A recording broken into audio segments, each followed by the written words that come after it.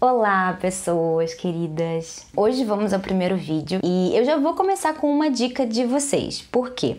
Há um tempo atrás eu fiz uma pergunta lá no meu Facebook. Qual era o assunto que as pessoas gostariam que eu tratasse? Qual era um assunto que seria, de interesse? E a ansiedade apareceu, quase unânime. E aí eu decidi que, então, o primeiro vídeo de conteúdo de fato seria sobre a ansiedade. E aí eu estabeleci 5 pontos que eu acho que são os pontos mais importantes para a gente começar a falar sobre a ansiedade. Eu acho que a gente ainda vai falar disso bastante aqui. Então a gente vai começar primeiro tentando entender o que é ansiedade. O que acontece é o seguinte, a gente está falando de uma questão química, a gente está falando de um funcionamento do nosso organismo, do nosso cérebro principalmente, de um comando que ele dá para o nosso corpo para ele ficar alerta, para ele ficar peraí galera, tem alguma coisa prestes a acontecer. A gente está falando de um cérebro que foi sendo construído e desenvolvido ao longo do tempo, basicamente em situações de perigo, em situações de escassez total de recursos, de uma pessoa que morava na floresta, que morava, caçava mamute para se alimentar e tinha que viver nômade porque a agricultura ainda não estava desenvolvida. Então a gente está falando de um momento muito primitivo, quando o ser humano, o Homo sapiens, foi se desenvolvendo e o nosso cérebro, da forma como ele é, com o córtex pré-frontal da forma como ele é, do tamanho que ele tem, foi se desenvolvendo. Então a gente basicamente precisa compreender esse contexto para a gente entender que o nosso cérebro precisava nos ajudar, Ele precisava que a gente sobrevivesse. O mecanismo de ansiedade, ele tinha uma função de sobrevivência. Imagina se a gente não ficasse ansioso, a gente está lá de boas, na caverna, e daqui a pouco tem uma onça se aproximando para comer a gente não reparou no barulho, ou então ouviu o barulho, mas tá de boa.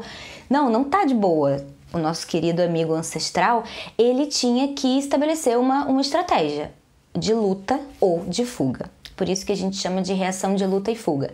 Porque ele tinha que ou decidir lutar ou decidir fugir. Dependendo do tamanho do problema que ele estava, ele ia ter que decidir o que ele ia fazer. Então, basicamente, o sistema de ansiedade era o sistema que fazia com que ele percebesse que tinha um som estranho, que tinha alguma coisa estranha se aproximando.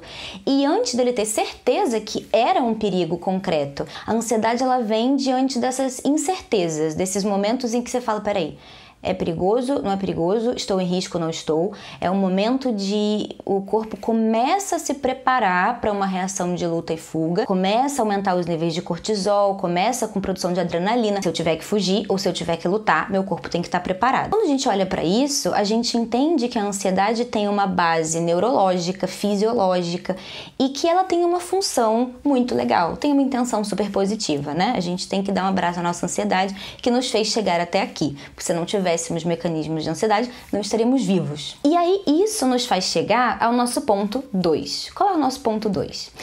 A ansiedade não é uma doença. O que é a ansiedade na prática, É esse lugar de alerta.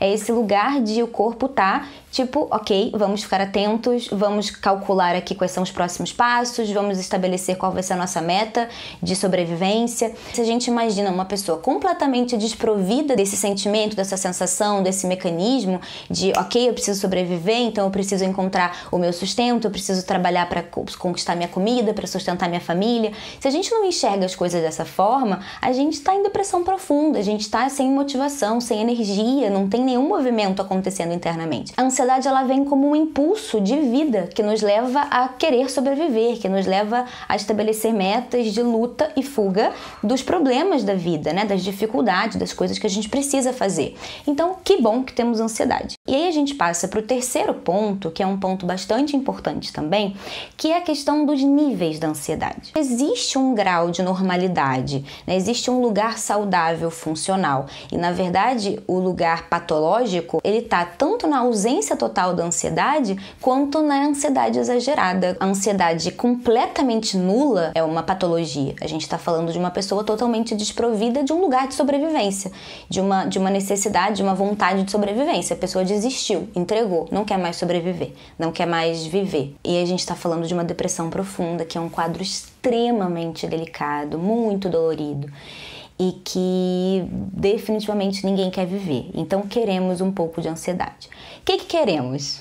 Queremos um grau de ansiedade em torno de 1 a 2, que são graus normais, funcionais, saudáveis, em que a gente está justamente motivado a viver, a realizar as coisas, a conquistar coisas. O 2, às vezes, ele está presente quando a gente tem uma situação prestes a acontecer. Por exemplo, eu tô para receber a resposta de uma entrevista de emprego ou da minha prova do vestibular. É óbvio que a gente vai ficar um pouquinho mais ansioso e é uma ansiedade importante, né? Faz parte pra gente olhar, perceber que a situação que a gente vai enfrentar é grande, é importante e a gente tá motivado para lidar com isso, tá com energia para olhar para esse problema ou desafio. Então, nesse caso, a gente tá falando de uma ansiedade produtiva, que nos impulsiona, que nos gera energia, que nos gera pensamentos de raciocínio para que a gente consiga planejar as coisas e tal. Isso é muito positivo. Já nos níveis 3 e 4, já começa a entrar o lugar da disfunção. Quando a ansiedade começa a trazer sofrimento, a trazer dor, a trazer angústia, a atrapalhar a produtividade em vez de incentivar a produtividade, e isso começa a bloquear. Então, no nível 3, às vezes a gente realmente consegue administrar isso na terapia.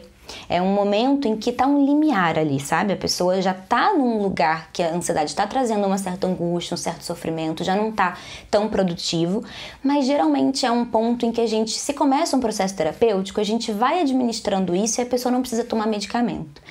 Quando a gente já tá num nível 4 ou 5 de ansiedade, o remédio geralmente acaba sendo necessário. O nível 4, ele é um grau de ansiedade muito exagerado, disfuncional, desproporcional.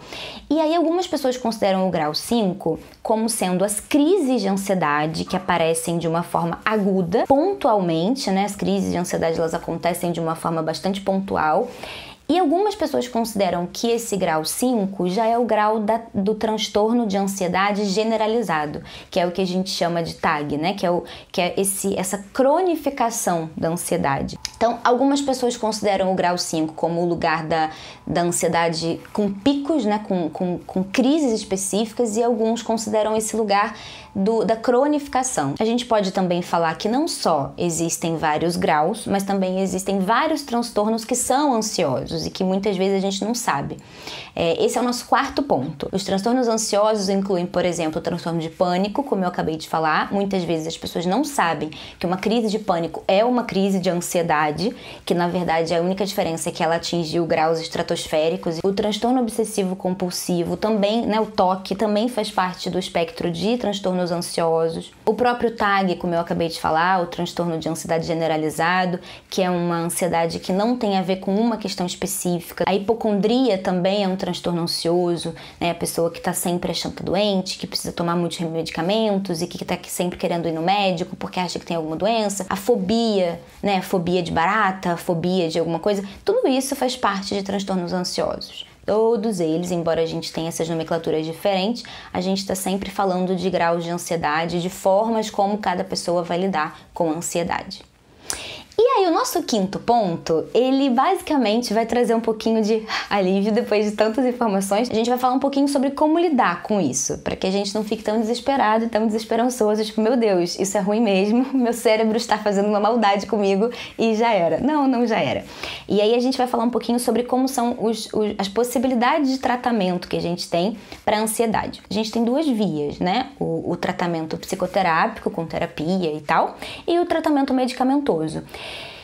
Muitos casos a gente consegue contornar só com a terapia, mas é importante que a gente não crie esse preconceito, porque em muitos casos o cérebro realmente está muito comprometido quimicamente, está muito descompensado. E se a gente vai tentar obrigar essa pessoa, né, se ela se impõe, não, eu vou fazer o tratamento de psicoterapia e não vou tomar remédio, puxa vida, vai ficar sofrendo à toa. A terapia é como se fosse um processo da gente adubar a terra, a gente plantar umas sementinhas que elas vão crescendo, o cérebro vai se moldando, vai se modificando, vai criando novas sinapses, é lindo, é um processo maravilhoso.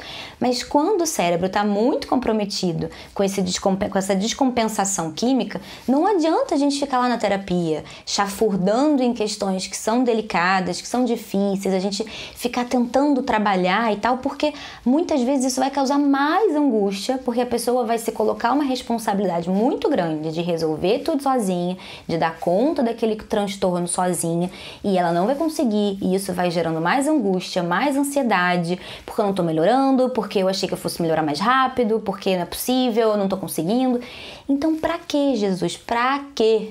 Pra que ficar sofrendo desse jeito? A gente entra com medicação e a vida fica mais fácil, o cérebro fica mais receptivo, ele fica mais plástico, fica muito mais possível a gente trabalhar, a gente administrar, a gente transformar esse cérebro, a gente colocá-lo numa posição mais saudável, mais funcional. As classes de medicamentos possíveis pra gente trabalhar a ansiedade, elas são basicamente duas. São os calmantes, né, que são conhecidos como calmantes, que são os benzodiazepínicos, que são medicamentos que realmente dopam, né? A gente, eu não quero ficar dopado. Os calmantes são esses remédios que têm a culpa da gente ter esse preconceito, de como se todo o tratamento de ansiedade fosse dopar a pessoa. E na verdade não é assim. Os calmantes, eles podem ser dados em doses muito pequenas, só para ajudar a pessoa a administrar as crises de ansiedade na hora que elas já aparecem, para ajudar a dormir, por exemplo. Não precisa ficar dopado. E além disso, não é só esse medicamento que a gente pode usar. E na verdade ele não é um tratamento. Ele é só um SOS. É como se fosse aquele remedinho para febre que a gente toma quando a gente está com febre, mas que não cura a infecção, não cura o problema que está causando a febre. Então, esse calmante, ele é para ser tomado pontualmente quando o problema da ansiedade está muito fora do controle. E não é para ficar sendo tomado como se fosse resolver o problema sozinho, o que muita gente faz. Ele é um medicamento que causa dependência, é um medicamento forte, que já tem vários estudos indicando que o uso prolongado, e prolongado não é tipo muitos anos, prolongado é em torno de 3 a 6 meses, causa danos neurológicos mesmo, aumenta a chance de doenças degenerativas a longo prazo, como Alzheimer, Parkinson. Então é muito importante que esse remédio seja tomado com bastante cuidado. Não é para não tomar e ficar sofrendo desesperadamente, tendo crise de ansiedade na rua, mas também não é pra ficar tipo, não, estou tomando, tá tudo certo, então não vou fazer terapia, não vou tomar o outro remédio, vou só tomar isso, tá tudo certo. Não está tudo certo. E aí o que a gente tem como outra alternativa, que aí sim é um tratamento para ansiedade? Os antidepressivos. São antidepressivos específicos, alguns antidepressivos só vão funcionar realmente para trabalhar a depressão, mas alguns antidepressivos foram sendo identificados como um tratamento muito eficiente para a ansiedade a longo prazo. São remédios que precisam de um tratamento prolongado para que ele vá modificando a estrutura, como o cérebro funciona, como essa produção de neurotransmissores vai acontecendo. E aí precisa ser um tratamento feito com acompanhamento de um psiquiatra, que vá ajustando a dose conforme as suas necessidades, as suas demandas. Então não é, vou sair tomando e volto no psiquiatra um ano depois. Não, você tem que começar a tomar. Você volta no psiquiatra, vê como é que tá, tô com efeito colateral, não tô me sentindo meio mal, não tô. O antidepressivo, ele é um medicamento que tende a não causar efeitos colaterais significativos. Claro que às vezes causa um pouco ali aqui, mas tem muito como adaptar, como mudar a classe de medicamento. Então às vezes você não está se adaptando bem com um. Tem várias outras possibilidades de medicamento que você pode migrar, experimentar. E aí eu termino o vídeo com 2 dicas. Primeiro, se você percebe que você tem uma ansiedade que está muito fora do seu controle, que está prejudicando seriamente a sua qualidade de vida, a sua produtividade, procura ajuda. Procura um psicólogo, procura um psiquiatra, procura alguém de confiança, mas não deixa de procurar ajuda, porque não tem necessidade nenhuma de você viver assim. E, por outro lado, se você percebe que a sua ansiedade ela tá aparecendo de vez em quando, ou ela começou a aparecer de um tempo pra cá, ainda não é algo que faz parte da sua vida de uma forma geral, vamos pensar um pouquinho sobre o que será que o seu corpo está tentando te dizer. Porque a ansiedade muitas vezes ela tá ligada a uma necessidade de fazer alguma coisa, né? É o nosso corpo tipo assim, bora, vamos fazer. Você tem que fazer mais coisas para não só sobreviver, mas para viver, para realizar. Então muitas vezes a gente vai ficando ansioso quando a gente tem muitas coisas que a gente quer fazer e que a gente não está fazendo. Muitas coisas que a gente sente que a gente precisa fazer para nossa vida ser mais feliz, pra gente conseguir ser mais completo, e a gente não está fazendo. E aí muitas vezes quando a gente começa a organizar a nossa vida, visualizar o que a gente está construindo, o que a gente está fazendo hoje, a curto, médio, longo prazo. Quando a gente começa a ter essa clareza, essa ansiedade naturalmente vai se dissipando. Como se a gente fosse colocando as coisinhas no lugar, sabe? E essa energia começasse a ir para fora da gente e se concretizar fora da gente, em vez de ficar girando dentro da nossa barriga o tempo todo aqui, eu comigo mesma, tendo mil ideias e não colocando em prática. Então, pensem um pouquinho sobre isso, vejam se faz sentido para vocês e se fizer, comenta aqui, me conta. É muito legal que a gente faça essa troca. Os próximos vídeos, como eu disse, vão sendo construídos em cima do que vocês forem trazendo para mim de dicas, de sugestões, de perguntas. Então tudo que fizer sentido, todas as dúvidas que vocês tiverem sobre esse vídeo, sobre qualquer assunto que vocês queiram tratar, deixem aqui embaixo, se inscreve no canal, vamos falar sobre muitos assuntos de saúde emocional, de felicidade, de busca pelo nosso caminho, pela melhor versão que nós podemos ser, para ter a vida mais feliz que nós podemos ter. Espero que tenham gostado. Beijo!